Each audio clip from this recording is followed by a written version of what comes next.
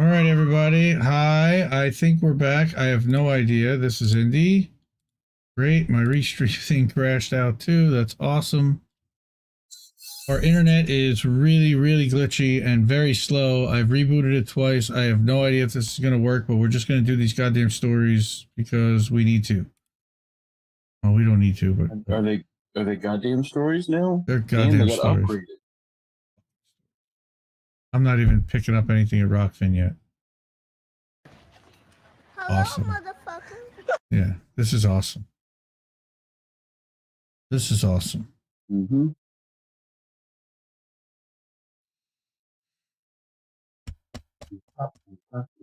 I don't know what to do here.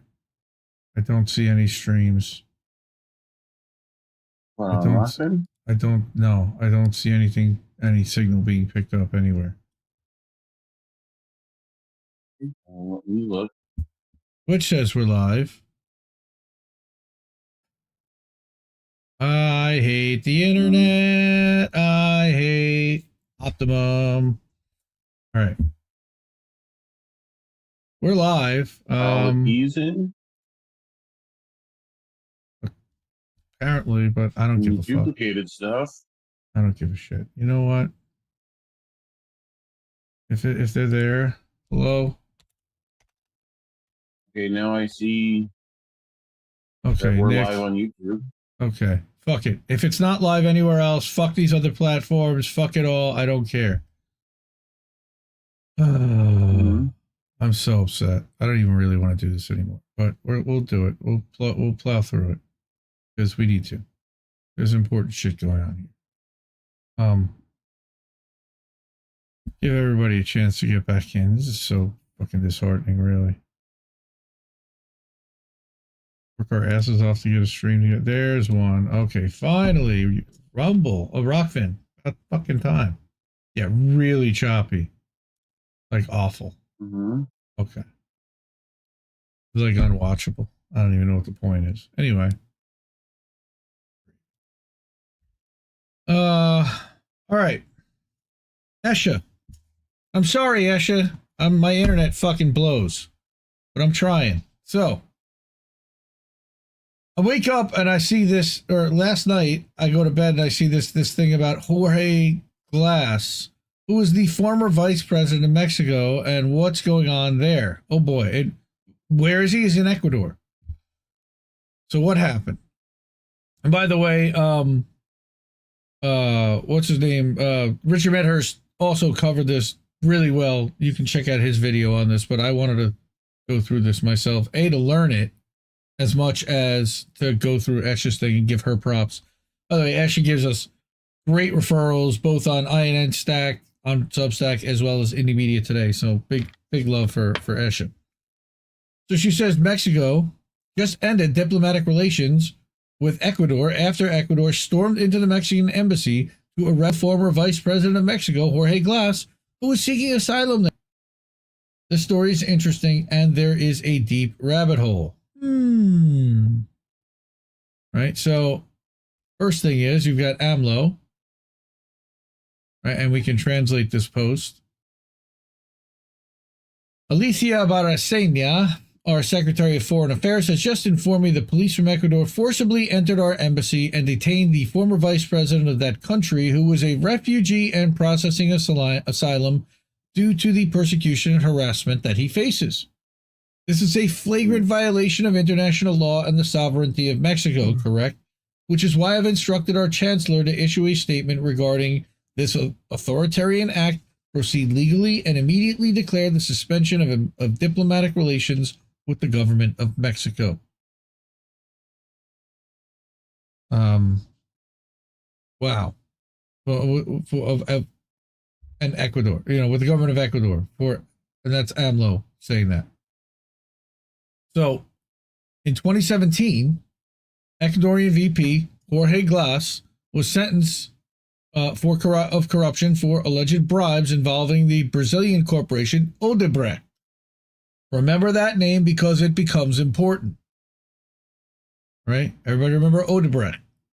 Right? That was a Brazilian company where the vice president, right, got sentenced to 6 years in jail Not long before, Odebrecht again was implicated in the fake corruption scandal involving Lula, the car wash. Remember that? Which was just a judicial coup. Yep. Right? Okay. So, as Brazil-Wire explains, the Odebrecht scandal seems to selectively target only people who are hostile to U.S. interests in Latin America. In 2016, Odebrecht was fined by the DOJ for an alleged bribery scheme, but in exchange for leniency, they had to cooperate with all DOJ-related investigations. They pay at least $3.5 billion in global penalties to resolve the largest foreign bribery case in history. Okay? As Brazil-Wire explains under the FCA, U.S. has made a deal with many countries, and anytime dollars are used in a transaction, the DOJ can support an investigation. So this was again back in 2014. Operation Car Wash is a joint operation between the DOJ, FBI, SEC, a local Brazilian public prosecutor's office in Curitiba, and the Brazilian Federal Police. But this goes back. And what ended up happening was using the Foreign Corrupt Powers Act as justification, the DOJ-led team announces that it's targeting Petrobras, which is the oil company in Brazil, and several of Brazil's largest companies, such as Odebrecht and Embraer, who's a jet maker. The team begins a series of leaks to the media seeking to associate Dilma Rousseff's name with the corruption in Petrobras. Who's Dilma Rousseff? They talk about them up above, right? During our next 4 years, top DOJ officials make repeated visits to Curitiba. That's weird, right? Now, the following leftist politicians were brought down with the only evidence against them being documents from Odebrecht saying they accepted bribes. That's weird, right? Mm-hmm. And then we find out that Odebrecht itself was corrupt as fuck. So anything that they were indicted for being involved with, chances are they're lying about. Right? Here's Brazilian Supreme Court annulling the evidence against the president. Okay? Having been fabricated, manipulated, and directed, President Correa said. The case of this politician is not isolated. For the last 2 decades, Latin American leftist leaders have been persecuted through a lawfare that uses the media and justice system to drive them out of political life. They allegedly did this to Bolsonaro. This is what they're trying to do to Trump. Yeah. Right? This happened with Cristina Fernandez Kirchner in Argentina and Lula in Brazil. So the Odebrecht case against Jorge Glass was based on false testimony of an admittedly corrupt Conscienciao Santos, as well as evidence presented in the Lava Jato case in Brazil. Again, a lot has turned out that the stuff that was presented in Lava Jato was exactly the opposite of what they had sold it as. Brazilian justice, therefore, has just annulled the evidence against Jorge, including Santos's testimony for having been fabricated, manipulated, and directed. This farce is over, although he's continuously been targeted in a witch hunt by Ecuador's right-wing regime. So he moved, or he's been the VP. He's no longer the VP. In December, he asked for political asylum in Mexico. And he was going into the embassy, and he was in the embassy seeking asylum. Mexico had granted him asylum earlier this week. All right, so former VP arrested of corruption, now exonerated from that corruption, but worried for his life because the people that indicted him are now threatening his life, and he's given asylum by Mexico and in the Mexican embassy. Climate of repression is harsh. Remember that the only evidence against Jorge Glass is a spreadsheet from Odebrecht, which has been found to be as guilty and corrupt as fuck. Mm-hmm. Spreadsheets. Right? So what happened? Yep. I'm not thrilled that this comes from Tanky Punk, but they had some good receipts here. Reading a couple things that Esha linked related to Jorge Glass being essentially kidnapped from Ecuador's embassy in Mexico. The whole thing is part of a longer-term bit of geopoliticking by the USA in Latin America to overturn what is left of the pink tide of the early 2000s. And that includes, right? It's common knowledge that CIA gave bags of money away to government officials in Afghanistan. So why would the Justice Department, SEC, and the FBI be so worried about corruption in Latin America that the U.S. government will prioritize the issue in the 2017 National Security Strategy? It was weird. In Brazil, where a joint investigation with those agencies and federal police, public prosecutors, resulted in one indirect impeachment and the probable imprisonment of ex-President Lula, who lifted $36 million above the poverty line for reforms to an apartment, right? They promised him, they claim that he had accepted an apartment as a gift, but he never had. He had never set foot in there, and he had never accepted it. For reforms to an apartment that the prosecutors have been unable to prove that he ever owned or set foot in, people are beginning to wonder if Odebrecht is being used as a Trojan horse by the U.S. government to commit lawfare attacks against politicians who are not fully aligned with their geopolitical objectives. The U.S. would never do that, right? You ever wonder why the biggest condom size is not Trojan horses? You know? Like they went with Magnum. I feel like they missed out. That's gross. You know?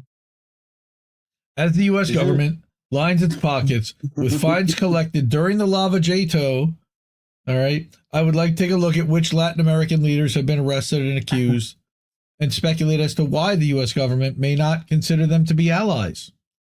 And here they are. Here it is. The way they're doing this is through an alleged scandal involving Odebrecht, which conveniently ensnares officials from left-leaning governments across the region, except from what I understand, the evidence for corruption here is very limited. So who are these people? Here's the ex-president of Chile, plea bargain testimony by a corrupt businessman in exchange for a sentence reduction results in charges against her for receiving illegal campaign contributions from OAS Construction Company. Odebrecht. Here's again Lula with the apartment. Corrupt Odebrecht businessman who had his sentence reduced after agreeing to change his testimony to implicate Lula. Then you had Dilma Rousseff, who's the ex-president of Brazil, right? She's also widely and erroneously associated with Lava Jato corruption in the Anglo media, impeached and later declared innocent for bookkeeping infractions called fiscal peddling. So all these people didn't do anything, but they were framed, set up, and taken down. Here's the ex-president of Peru, Humala, another one. Right, so that's what they're saying here.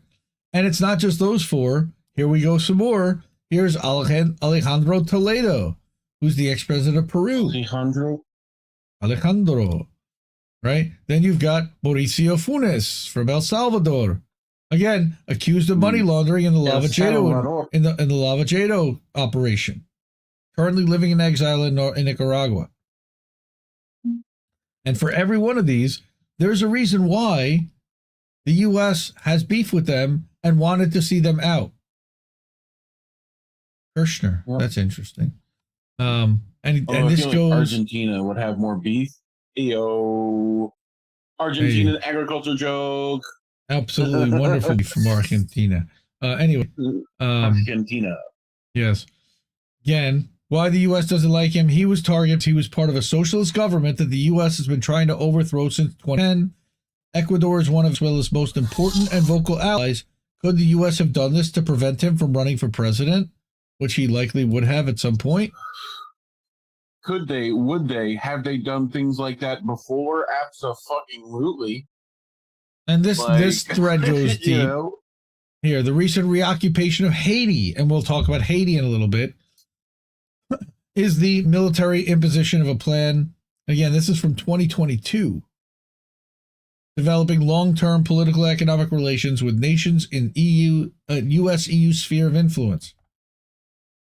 All right, so here's Glass was seeking asylum in Mexico and AMLO had granted it just before they violated Mexico's sovereignty to force Glass back into custody.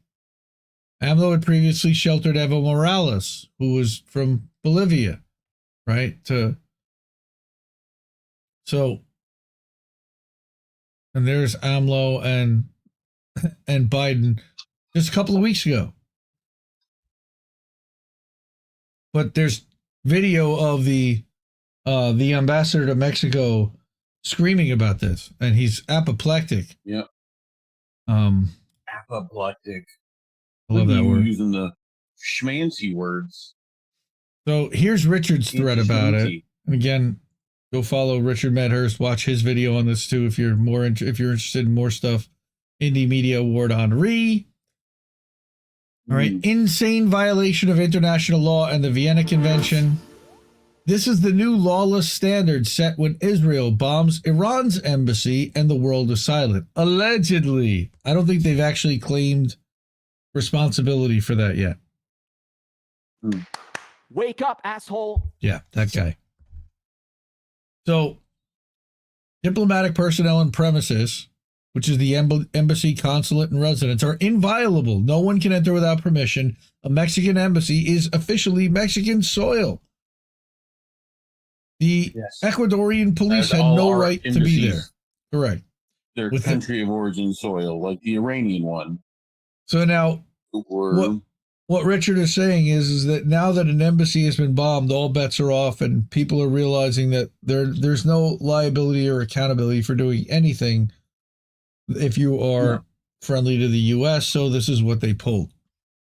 Now, other than just start World War III. Right. This is the thing that I wanted to bring for Richard that I didn't see anybody else note. Worth noting that Ecuador also handed Julian Assange over to London police and the U.S. in exchange for a nice IMF loan. They revoked his political asylum and arbitrarily revoked his citizenship. In that case, however, police were granted permission to enter the Ecuadorian embassy. Here, they were not. French fried when he should have pizzaed. Yeah, you're going to have a bad time. He said he's also getting reports that several Mexican diplomats and embassy staff were injured in this illegal attack by Ecuadorian forces. I don't, for sure, that's reported by Richard, but I don't have that confirmed. So, that's bad. That is bad. Bad. And we somehow managed to continue to have a stream. I don't know how, but we have one. Thank you to everyone who actually is here. And all right, so we got 23 people. All right, cool, folks. All right, we are going to do one more story, and then we'll try to get to boats and see if that's going to work. Oh, before we do, let me put this up real quick. If you are of means and you do like what you are seeing and you don't really see that in too many other places, drop us a couple of bucks. You can do that here. Patreon, Substack, Rumble. Easiest, fastest way is via Cash App. We're also over on the Rockfin, rockfin.com/INDLeftNews or /INN. We're on both networks. At least we may be. I don't know what we're live with right now. But you can drop us some cash over there if you are so inclined, and we really appreciate it. But Patreon subscription, awesome. Cash App, great. Of course, we love our Substack people. All right, so how we doing over here? Hunter S. Jr. Oh boy, what are we doing over here? Mastermind. Okay, Hunter S. Thompson Jr. What's going on? Mastermind is back. Okay, good. Glad you're done. I didn't know he had a junior either, but apparently now he does. Also, if you want to hook up INN, we are trying to raise money to get Jesse some new computer equipment. That's what that QR code over by Reese's face is doing over there. So, where's the money, Lebowski? It's not really here, so I can tell you that. All right. Show me the money! Tom Cruise won't come out the closet. Such a funny bit on South Park. All right. So here we go. Are we in the middle of World War III? like, has it already started and we're just really not, a lot of people haven't figured that out yet? Well, I decided to have more of a conversation. I brought a couple of articles and a couple of publications to look at that kind of look at the global picture as a whole. But I'm going to rattle off some names right now of some places where there are some hot spots. And we're talking about, obviously, Ukraine, Russia for the last 2 years. You've got Israel-Gaza going on. You've got Taiwan and China. Then you've got the Israel faction, and that's Israel-Syria, Israel-Lebanon, Israel-Iran with the embassy going on there. Right? China. Thank you. That one. Whatever the fuck is going on in Africa, because there's crazy shit going on in Africa. Yep. Then you've also got Ecuador, and we'll talk about Olabini and Ecuador in a little bit. Brazil with their internet crackdown, and we're going to show you a video from Michael Schellenberger to talk about Brazil. Argentina is still going crazy, and they're having protests in the streets, and Javier Milei is not really very popular. There's the unrest that's happening in Haiti, where they're pushing in order to, to have some kind of a intervention by U.S. and Western military. You have the European farmers in France and Germany and Holland that have been revolting back against some of the measures that have been taken against them by their governments. And then, of course, you got all the domestic stuff like Baltimore and the Key Bridge dropping. And you've got the earthquake that happened in New Jersey this week. Holy crap. We went through an earthquake. There's just all kinds of weird natural... You know what that "Who Are These People" was? Yes, I do. You hear that? I didn't. That was a dono. I didn't, but that was a dono. There was a dono somewhere. That's from our brother Colin Radix Carter, actually. But we'll get to that in a few minutes. I'm just, the question is, with all of this happening, so I mentioned Baltimore and the earthquake. You've had food plants blowing up all over the place and setting on fire. If you subscribe to that at Raws Alerts, RAWS Alerts on Twitter, you'll realize how bad things really are and how much stuff is constantly being lit on fire. But I wanted to give a shout out to this Substack newsletter, Carina's newsletter, Carina Malatesta, who is an independent journalist, an independent aggregator, anti-imperialist, and she aggregates news like we do, but she does a phenomenal job of it. So she usually posts a couple times a week,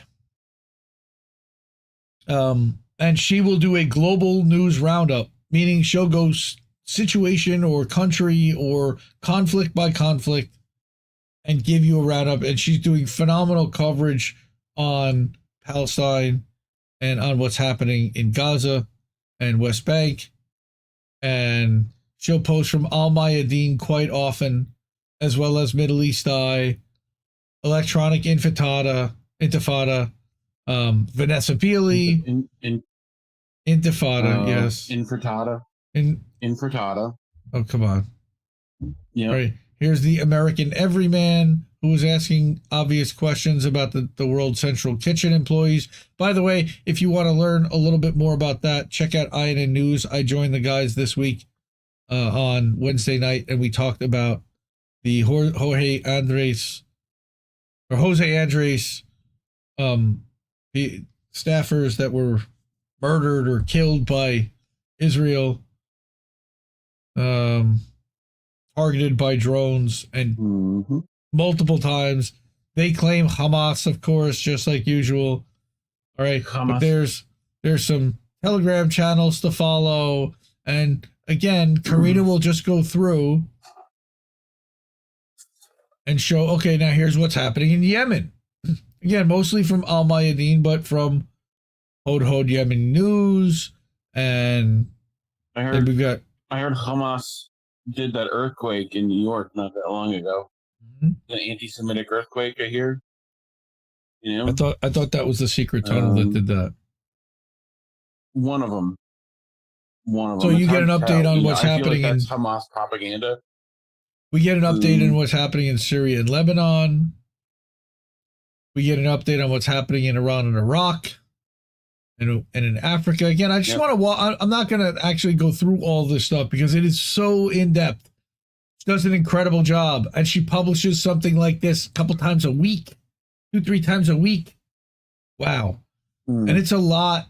And now you've got okay. Here's where you get domestically what's going on with regard to Israel. Oh, then I remember what. See, there's Hamas tunnels underneath the New York Jewish tunnels. Oh, is that what's going on? What did it? Secret tunnels under the secret tunnels. Gotcha. Yeah. Yep. Right. You've got Ron Paul with Jim Bovard. Ron Paul. Yep. What's going on in Central and South America? And forget it. Oh, there was also a Mexican mayoral candidate who was murdered in her car recently. That was in the last Roundup. Yeah. Terrible. What's going on in Europe? Poland says Israel apologized for the massacre. Sure they did. And Poland probably accepted that apology on behalf of nobody. What's going on in Asia? Nobody. From Russia and from Al Jazeera and Al Mayadeen and Global Research. So you're getting like a picture from non-Western sources, which is what we also tend to look towards. And I thanked her for that. And I said, hopefully we could find something to show on Sunday night. Carina, we just decided to show the whole thing. And thank you. And I really appreciate all the work that you do. And Carina's not the only one. So if you want in-depth analysis, and I know we've talked about them before on Russia, Ukraine, and this is providing you with perspective from both sides. Now, they were nice enough and kind enough to gift me with a paid subscription. And I'm going to share with you how deep this goes in a paid post. So that you can see just why. Oh, God, this is awful. This is an Israeli soldier targeting an unarmed Palestinian who is going for food. Published by Al Jazeera. Shooting a Palestinian carrying food aid that was dropped hundreds of meters away. I don't want to play this video, and I'm not going to play this video. It's a snuff film. Despite them posing no Palestinian threat and walking away, the Israeli forces shoot him repeatedly until ensuring that he's dead. Right, so that's being pulled from the Islander, and then you've got Will Porter on Scott Horton and Kyle Anzalone. Harris is calling on Smoothie X12 and Rachel Blevins and Richie about what's happening between Iran. Smoothie X12? Why does that sound like Elon's new juice bar? You know? It might be. Or child. Yeah. Yeah. Favorite Weeb Union. I really love Jamba Juice. I know Reef loves the Weeb.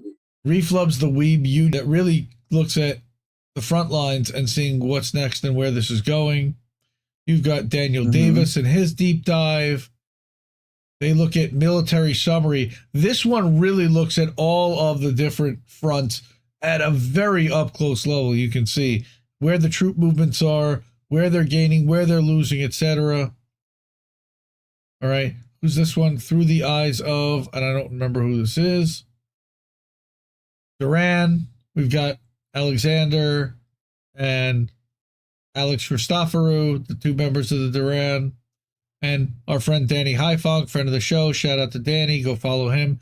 He also, by the way, is a great referrer to Indie Media Today. Got to meet him last month. But look at how much aggregation there is. Look at how deep you can go. And then there's the Telegram channels that they aggregate and pull in data from. Where these maps are. And then video.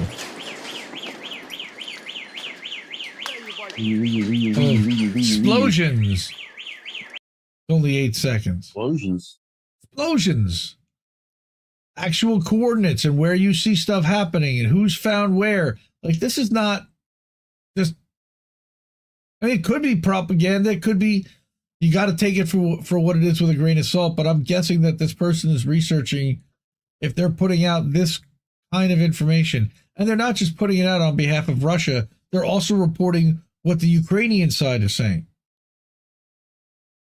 It really does both sides this, so that you can try to get an idea for yourself. Now, we found Russian stuff to be a lot more accurate and a lot less overinflated than all the data and information that's coming out of Ukraine. And the allegations that Ukraine has made, and then it turns out, like, for example, the dam. You know, who destroyed the dam? Wasn't Russia. All right, then they're pulling headlines from Asia Times and more from Strategic Culture, more war reports and where the front lines are and where there are actual deaths happening. Wow. So in depth. And it just keeps going and going and going and going for miles. All right. Now, here's the other thing. And we heard about the Iran situation, that Iran's embassy in Beirut or in Damascus, Syria, was attacked, was bombed. And there were six employees and who were killed. Again, sovereign territory. So U.S. and Israel put troops on high alert in anticipation of an Iranian attack, and Iran apparently just warned the U.S. and said, stay out of this if you don't want to be implicated too. Except we know that the U.S. is likely involved in supporting Israel. More Telegram coordinate stuff, skirmishes. And then here he goes. This is one of the older ones. The Ukrainian Nazis can't win, therefore they arrange terrorist attacks. Now you've got the nuclear plant, the Zaporizhia NPP plant now was hit. Damn it. With NPP? And of course they're accusing Russia of doing this. Russian scum, right? Yep. Let me call the Russians to help. So yes, Zombie, I agree with you. It is crazy the level that you can follow the war at these days. But it's really hard to disseminate what's the truth from what's not. I mean, you have to take in all these data points. And some of it may turn out, and you can't even necessarily act in real time because you don't know what's real and what's not.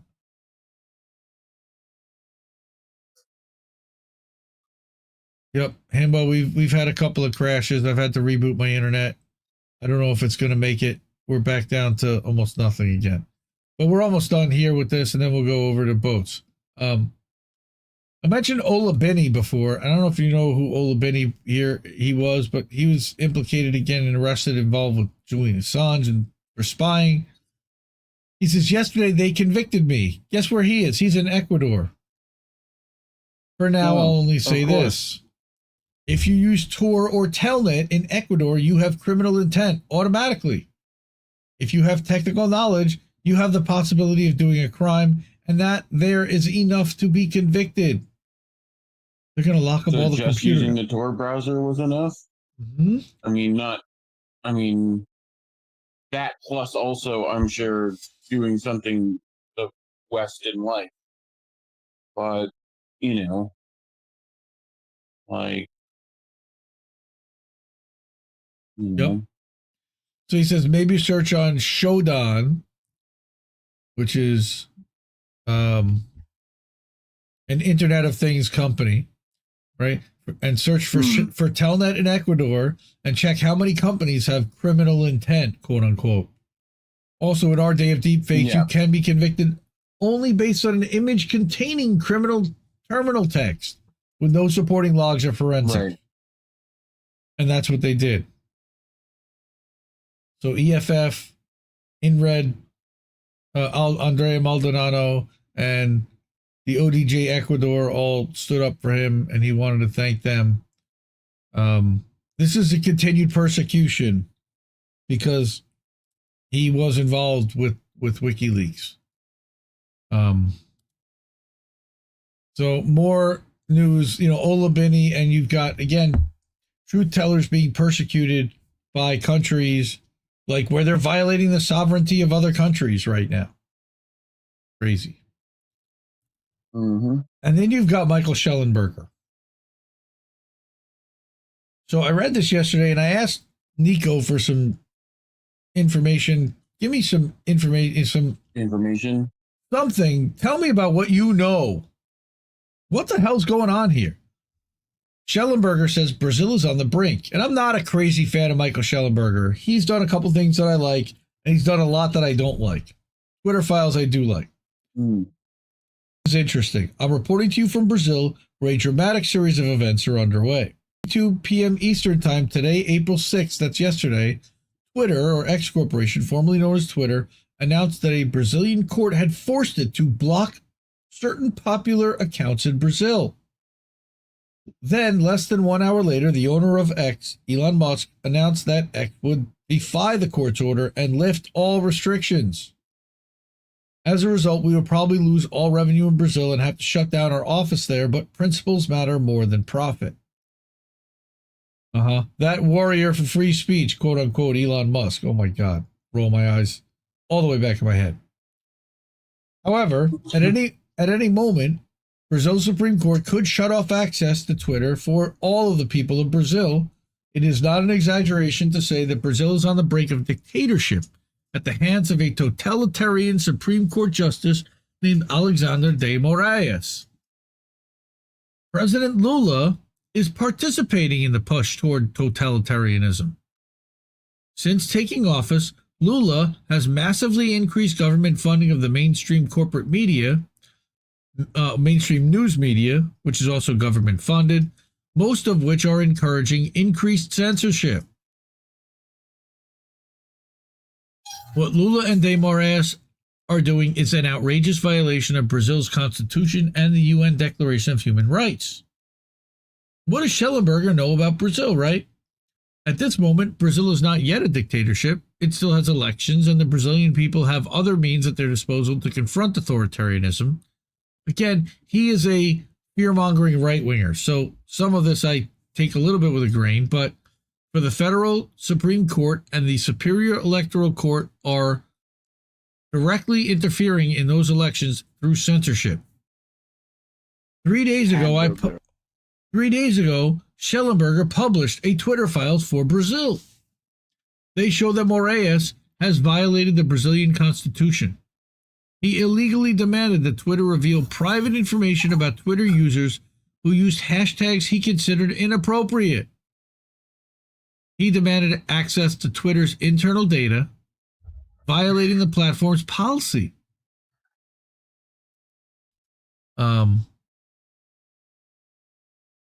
He censored on his own initiative and without any respect for due process posts on Twitter by parliamentarians from the Brazilian Congress.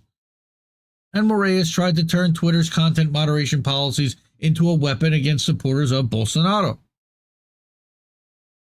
Now, Michael says this as an independent and nonpartisan journalist.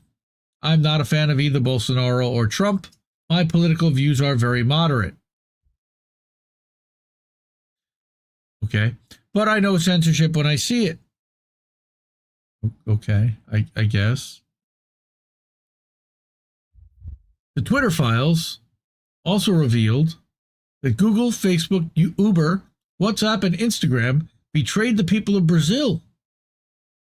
If such evidence is proven, the executives of these companies behaved like cowards.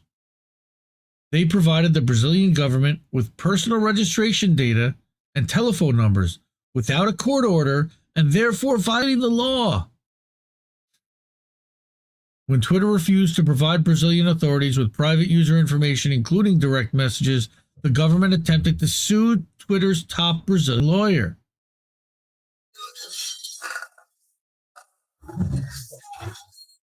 When Schellenberger, and this is where I found interesting, lived in Brazil in 1992, he was very left-wing. At the time, Lula and the PT slogans without fear of being happy. Huh? In recent days, I've spoken to dozens of Brazilians, including professors, journalists, and respected lawyers. Everyone tells him they're shocked by what's happening.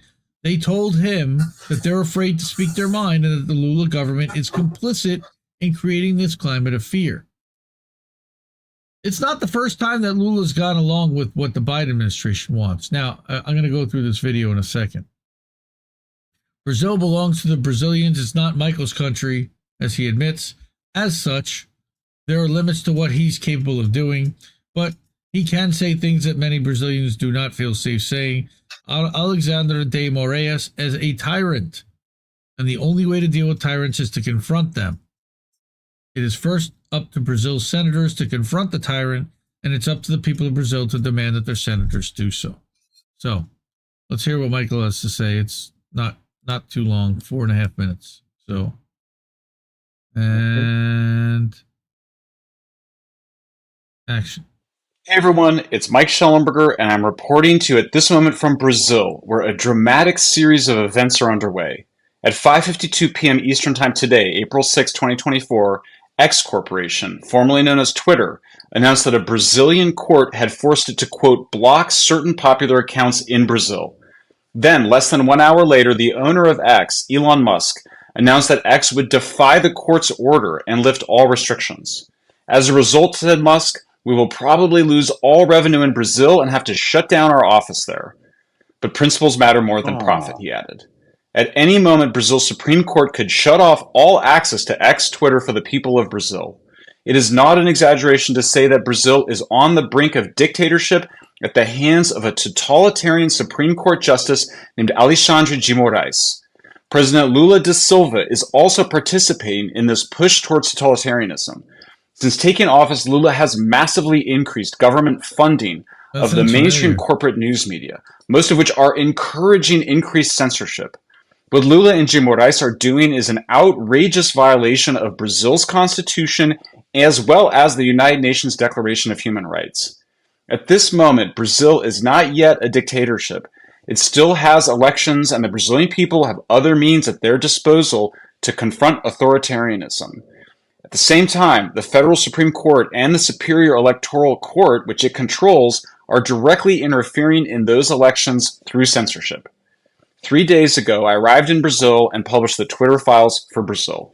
They show that de Moraes has violated the Brazilian constitution in multiple ways. He illegally demanded that Twitter reveal private information about Twitter users who used hashtags that he considered inappropriate. He demanded access to Twitter's internal data, violating the platform's policy. He censored on his own initiative, without any respect for due process, posts on Twitter by parliamentarians from the Brazilian Congress.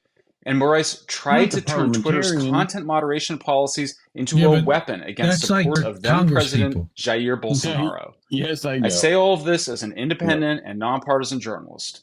I'm not a fan of either Bolsonaro or Trump. My own political views are very moderate, but I know censorship when I see it. The Twitter files revealed also that Google, Facebook, Uber, WhatsApp, and Instagram betrayed the people of Brazil. If this evidence is proven and admitted to, the executives of those companies behaved like cowards. They provided the Brazilian government with personal registration data and telephone numbers without a court order. Therefore, they violated the Brazilian laws. When Twitter refused, to their credit, to provide Brazilian authorities with private user information, including direct messages, the government of Brazil attempted to sue and hold Brazil's top Twitter attorney in criminal contempt. When I was in Brazil in 1992, at the time, the slogan of the Workers' Party was "without fear of being happy."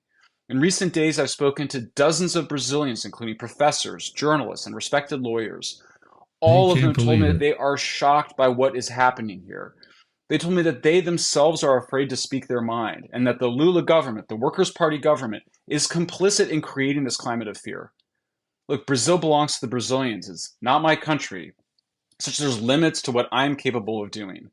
But what I can say is that there are many Brazilians who do not feel safe saying what must be said. Alexandre de Moraes is a tyrant, and the only way to deal with tyrants is to confront them. It's up to Brazil's senators now to confront this tyrant, and it's up to the people of Brazil to demand that their senators do so. In 1992, my best Brazilian friend gave me a t-shirt that I loved.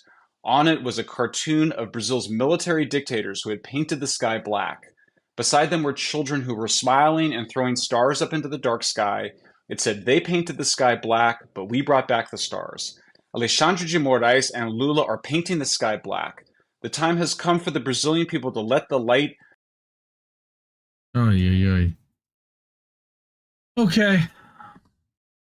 Why do you oi? This is, well, more authoritarianism. Oops, sorry. It's starting again. Sure. But we've got more authoritarianism happening. Well, I don't know if it's necessarily, I feel like Schellenberger feels like this is like the lefties are at it again. Well, no, it's right? Well, sort of.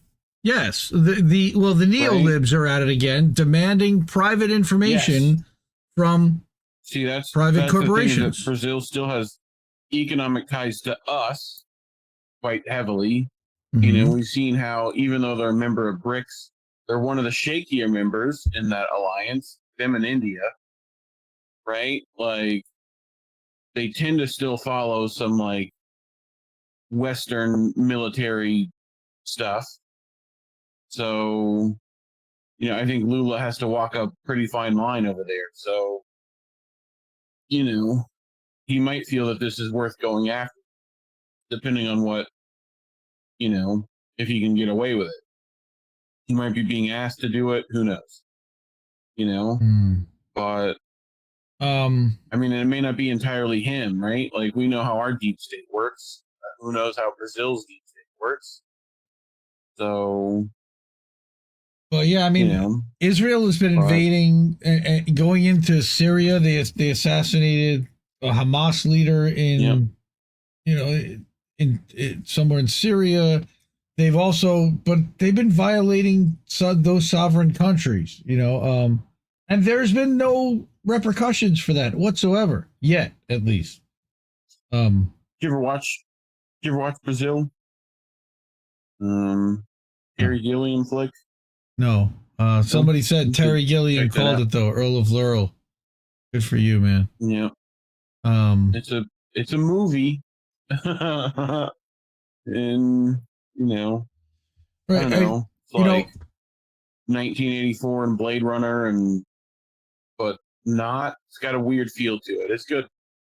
What about Sweden and Finland? Sweden now joining NATO this week after Finland joined last year. Well, isn't Azerbaijan is thinking about it too, right? I mean, it's only a military alliance at this point. It's not really an economic one. Although when you are friends with NATO countries, that brings other stuff with it. But what they are saying and what they are claiming, but the big one was, of course, Antony Blinken this week announced that Ukraine was going to at some point be added to NATO, which is Putin's line in the sand. It is effectively the equivalent of Russia or somebody that the U.S. perceives to be an enemy or an aggressor against us, making an agreement with Mexico to put troops in there and biolabs and who knows what. I would very much like to see something like that kind of happen, almost to make the U.S. see, to see how they would react. But we know how they would react. It would be scorched earth. Enemy spotted. Right? So,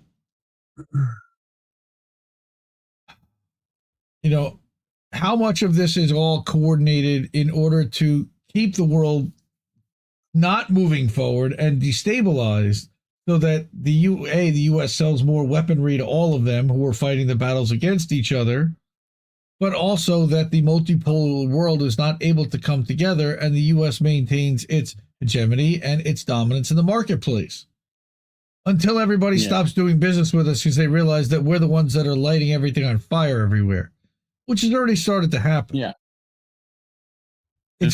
We're blue. It's very short-sighted. It's very short-sighted.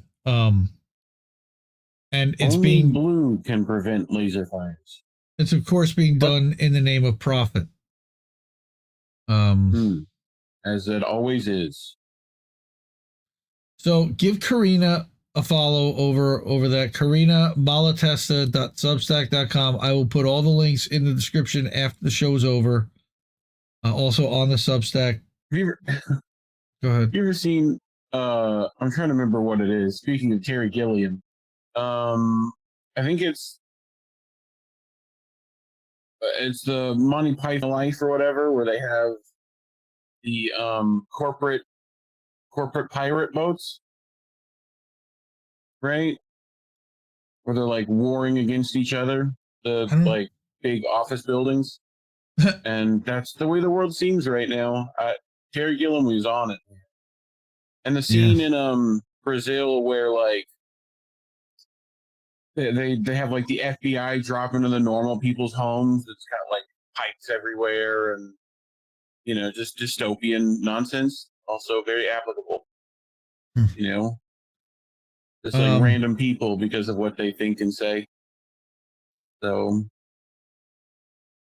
Okay. Well, all right, let's put this up one more time. If again, we appreciate all the support that we get from our members. Thank you for INN member Colin Radix Carter donating $5 to the Jesse Jet Fund. That's at co-fi.com/Indie News Network. Again, you can put that up. That's over where Reef is over here, over there in the corner. Hey, check that out. You can scan that. Other side. That side. Yeah, there. A little too far. Anyway, we're gonna come back and do boats. This was fun. Somewhat. At least we did get through 2 stories, and then is the stream still extremely choppy? I don't know, but we are really low in kind of backs people up. And then we are. It likely is pretty choppy, but now it's starting to drop some frames again. I'm sorry, everybody. My internet's been really crappy tonight. I've had two crashes, and we're gonna try to do what we can for boats. We'll be back in a little bit. I know originally I had put. Who's gotta back it up a little bit, and it's okay for people. So yeah, occasionally might catch up to some buffer, but who knows? You probably got to call.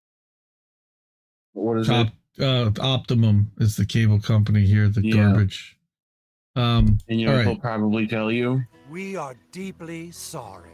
We're sorry. Sorry. Yeah. We're so sorry. We're so sorry. We're sorry. Okay. Here's the chat thing.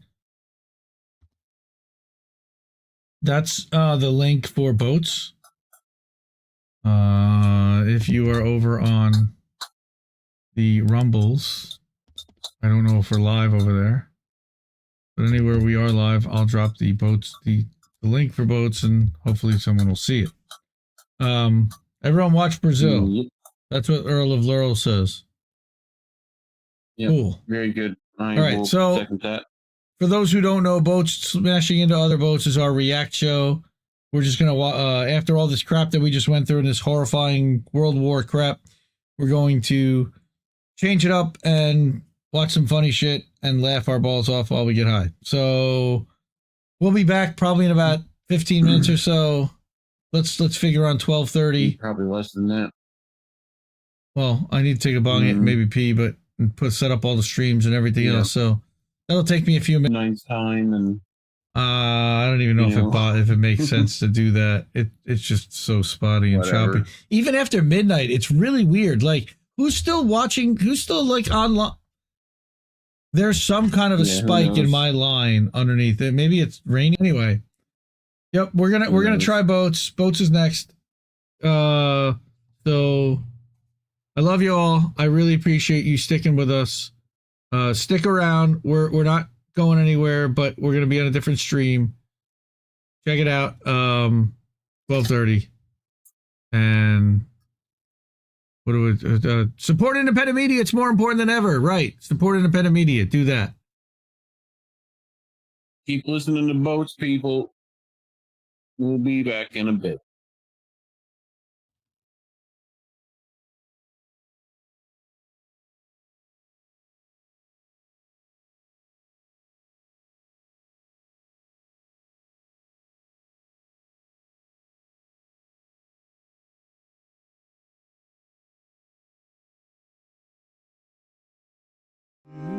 I think I liked it better.